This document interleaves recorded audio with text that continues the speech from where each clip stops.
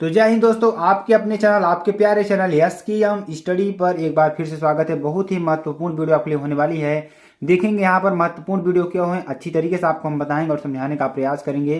तो मेरे प्यारे बच्चों, आप लोग हमारे साथ जुड़ आइए और अच्छी तरीके से अपनी तैयारी को कंटिन्यू रखिए ताकि आपको एग्जाम में कोई दिक्कत न आए। यहाँ पर देखिए 2023 बोर्ड की बात कर रहे हैं। अगर आप 2023 बोर्ड यूपी बोर्ड की तैयारी कर रहे हैं तो यह वीडियो आपके लिए बहुत ही महत्वपूर्ण हो सकती है। तो मेरे प्यारे बच्चों, अगर आपको वीडियो पसंद आती है आप चैनल को लाइक शेयर कमेंट सब्सक्राइब जरूर कर सकते हैं। चलिए देखते हैं इसमें पढ़ने के वाले हैं। कक्षा 12 इंग्लिश की बात करेंगे। Chapter 2 prose most important question की बात करेंगे। चैप्टर 2 हमारा क्या है, लास्ट स्प्रिंग जो हमारा चैप्टर है वो है।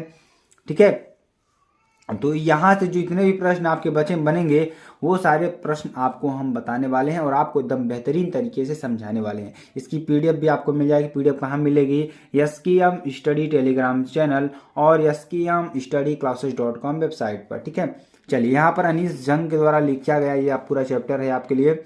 तो इस चैप्टर में देखिए क्या चीज़ें बताई गई हैं, क्या चीज़ें नहीं बताई गई हैं, उसके बारे में चर्चा करते हैं। देखिए जो चैप्टर है क्या, वाई डज द ऑथर से, यानी लेखिका ऐसा क्यों कहती हैं।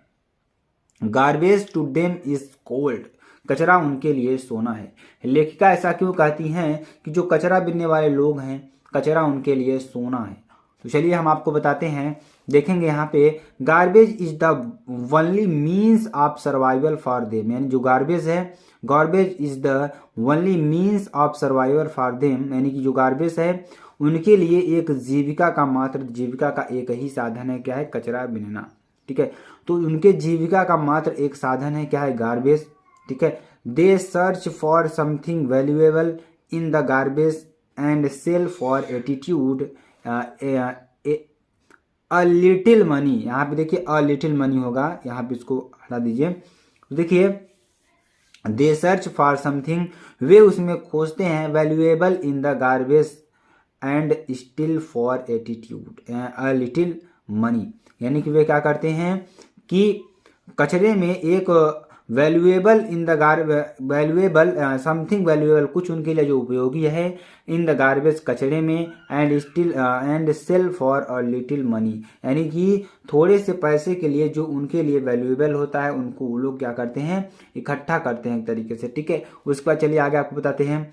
They pitch their tents wherever they, यानी कि वे क्या करते हैं तब उन्हें tents they pitch tents wherever they can find racks. ठीक है, तब वो क्या करते हैं, उसको क्या करते हैं, कचरा बिनने में उसको उपयोग करते हैं और उसको अच्छी तरीके से, यानी जो उससे जो अर्निंग होती है। ठीक है, तो so the author rightly says, यानी कि जो लेखिका हैं वो कहती हैं, वो सही क्या कहती हैं कि garbage is no less than gold to the rag pickers, यानी कि जो हमारे कचरा बिनने वाले हैं लोग, ठीक है, यानी कैन फाइंड रैक्स, उसमें तब क्या कचरा पा सकते हैं। और देखिए यहाँ पर क्या करें कि so the author rightly says, यानी जो लेखिका हैं इसलिए हम सही कहती हैं कि garbage is no less than gold, यानी जो कचरा है वो किसी सोने से कम नहीं है, द रैग पिकर्स, कचरा बिनने वालों के लिए। तो कचरा बिनने वालों के लिए जो कचरा है वो किसी सोने से कम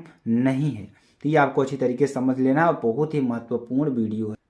चलिए देखिए अगला क्वेश्चन क्या है, ये भी बहुत ही महत्वपूर्ण क्वेश्चन है और बहुत बार एग्जाम में आया हुआ प्रश्न है। ठीक है, इज साहब happy working at the tea stall, explain, क्या साहब चाय की दुकान पर काम करके खुश हैं, स्पष्ट करो। ये साहब थे, साहब नाम था उनका, तो वो चाय की दुकान पर काम कर रहे थे। ठीक है, तो वे क्या चाय की दुकान पर काम करके खुश थे या नहीं, उसके बारे में चर्चा करनी है।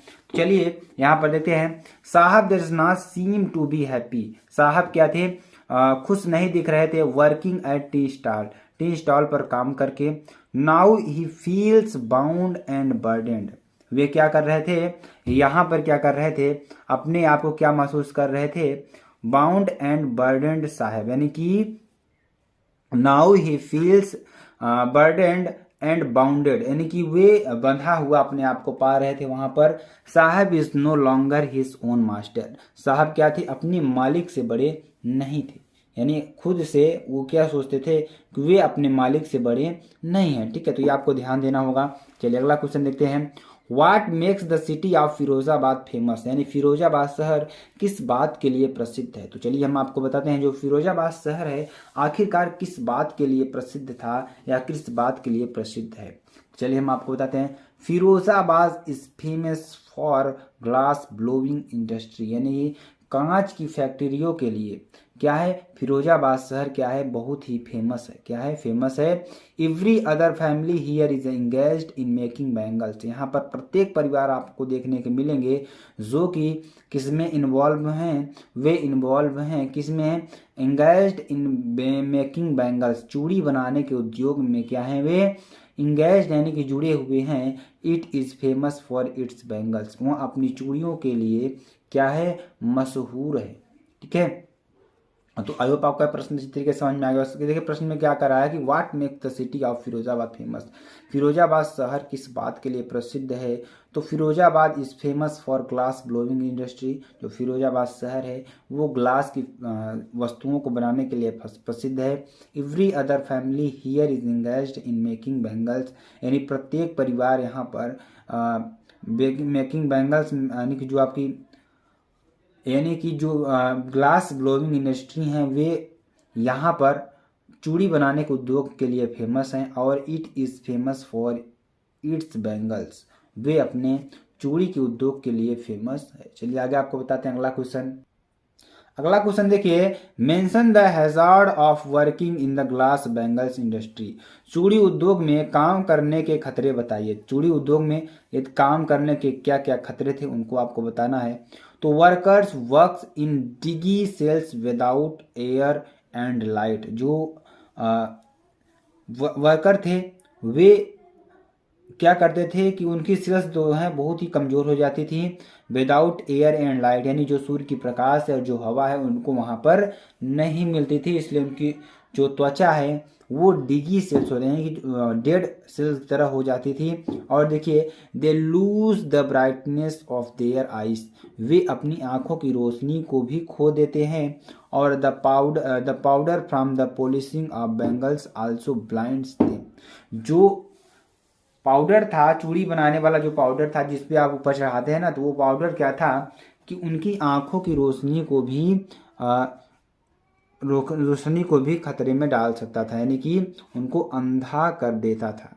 ठीक है, जो पाउडर था। चलिए अगला क्वेश्चन देखिए, बहुत ही इंपॉर्टेंट ये भी है।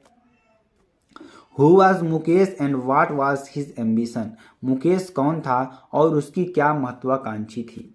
तो मुकेश कौन था उसकी क्या महत्वाकांक्षी थी। तो Mukesh belongs to the family of bangles makers in Firozabad, यानी जो मुकेश था वो बिलोंग करता था फैमिली ऑफ बैंगल्स मेकर्स, यानी कि जो फिरोजाबाद में क्या थे। एक तरीके से ध्यान समझेंगे तभी ये प्रश्न इसी तरीके से समझ में आएगा, अन्यथा समझ में नहीं है क्योंकि बड़ा प्रश्न है, इसको अच्छी तरीके से समझ में आना चाहिए। तो what was Mukesh and what was his ambition, Mukesh कौन था और उसकी क्या महत्वाकांक्षी थी। तो Mukesh belongs to the family of bangles makers, यानी मुकेश क्या थे कि चूड़ी बनाने वाले जो परिवार से बिलोंग करते थे। इन फिरोजाबाद में चूड़ी बनाने वाले जो हमारे परिवार थे उससे बिलोंग करते थे। Where is family is engaged in bangles making, यहाँ की प्रत्येक फैमिली क्या थी चूड़ी बनाने के उद्योग से जुड़ी हुई थी। They live in half built, यानी क्या करते थे they live in half built huts and stinky lanes. ठीक है, वे क्या करते थे वे इसी को आगे बढ़ाना चाहते थे। ऑन आस्किंग मुकेश से, इसलिए वह मुकेश से कहते थे कि I will be a motor mechanic. Mukesh क्या कहता था कि मैं एक मोटर मैकेनिक बनना चाहता था, लेकिन उससे परिवार वाले क्या चाहते थे कि यह इसी उद्योग को आगे बढ़ाए। तो I will learn to drive a car, मैं कार को चलाना सीखना चाहता हूँ। This he wants to be his own master, वह खुद का मालिक बनना चाहता है या खुद का मालिक बनना पसंद करता है। तो ये सारी चीज़ें उन्होंने बताई। चलिए आगे आपको बताते हैं।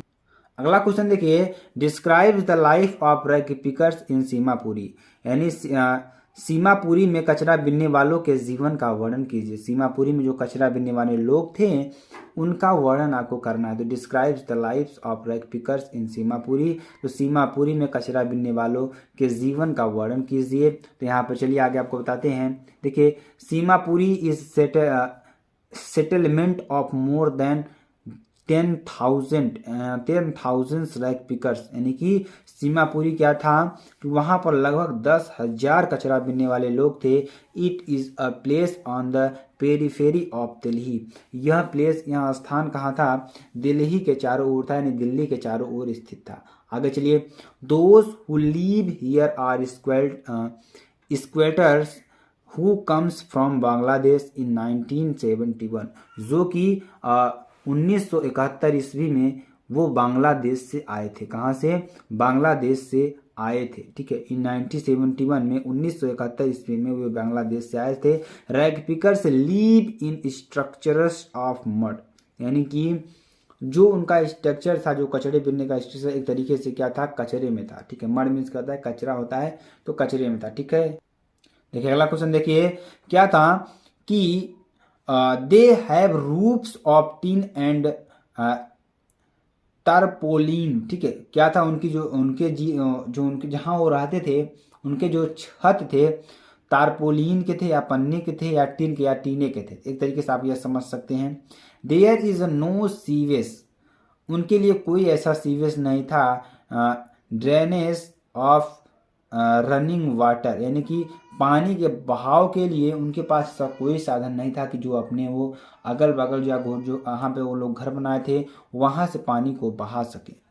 ठीक है, उसके बाद they live here without an identity and without permits. वे यहाँ पर रहते थे बिना किसी पहचान के, या बिना किसी पहचान और बिना किसी परमिट के, बिना किसी के आदेश। ठीक है, food and more important for them their identity, यानी जो खाना था और more important for them their identity, जो उनकी और पहचान थी। Children grow up to become partners in survival, यानी जो बच्चे थे वो बिना पार्टनर के सर्वाइवल करते थे। An army of barefoot children appear in the morning with their plastic bags and their shoulders garbage at the different meaning for children, यानी कि वे सुबह होते ही बैग उठा लेते थे और कचरा बीनने के लिए निकल पड़ते थे प्लास्टिक का बैग लेकर के ना। चलिए आगे आपको बताते हैं। अगला देखिए, for them it is wrapped in wonder they money finds a रूपी। वे क्या करते थे? दिन भर काम करते थे तो कुछ पैसे वे लोग पा जाते थे। ठीक है, कुछ रुपए पा जाते थे। इवन और 10 रुपी, लगभग 10 रुपए तक वे लोग पा जाते थे। नोट और अ सिल्वर क्वाइन, या सोने के, या जो हमारे सिल्वर क्वाइन थे वो पाए जाते थे। There is always hope of finding more, वे हमेशा उम्मीद करते थे कि वे अधिक से अधिक पाएं। ठीक है, चलिए आगे आपको बताते हैं। देखिए क्वेश्चन भी बहुत इंपॉर्टेंट ये भी है। Mention the hazard of working in the glass bangles industry. कांच की चूड़ियों के उद्योग में काम करने के खतरों का उल्लेख कीजिए। ये आपको हमने अभी शॉर्ट वाले क्वेश्चन में बताया कि क्या क्या खतरे, तो उसको डिटेल में आपको लिख देना है। ठीक है, तो ये पूरा चैप्टर था, जो चैप्टर 2 था लास्ट स्पेयरिंग। तो ये तरीके से आपको अच्छी तरीके से पढ़ाई कर लेनी है मेरे प्यारे बच्चों। अगर आपको वीडियो पसंद आती है आप चैनल को लाइक शेयर कमेंट सब्सक्राइब जरूर कर सकते हैं। फिर मिलते हैं नेक्स्ट वीडियो में नए टॉपिक के साथ, तब तक ले जाए।